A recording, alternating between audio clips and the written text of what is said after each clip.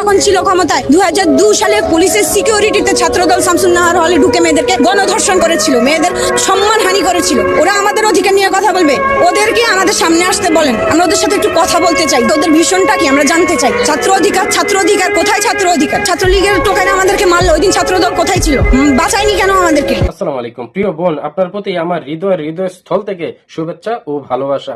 আপনি অন্য জুলাই যোদ্ধা যারা আছে তারাই হয়তো এদিক সেদিক হয়ে যেতে পারে, বাট আপনি একমাত্র নারী যে কিনা জুলাই তো যেমন ছিলেন এখনো তেমনই আছেন। আপনি আপনার জায়গা থেকে সম্পূর্ণ অটল ছিলেন, আপনাকে কেউ কোনোদিন বিভ্রান্ত করতে পারে নাই। আপনি সঠিক পথে ছিলেন, আপনি সবসময় জনগণের কথা বলছেন, এখনো বলেন। প্রিয় বোন, এই জন্যই আপনাকে আমার সবচেয়ে বেশি ভালো লাগে। আচ্ছা, এখন আসি, তা আপনি বলছেন যে তারা কেন আওয়ামী লীগ তো আপনাদের প্রতি অনেক অত্যাচার করেছিল, তখন তারা কোথায় ছিল, তখন কেন তারা আপনাদেরকে বাঁচায় নাই?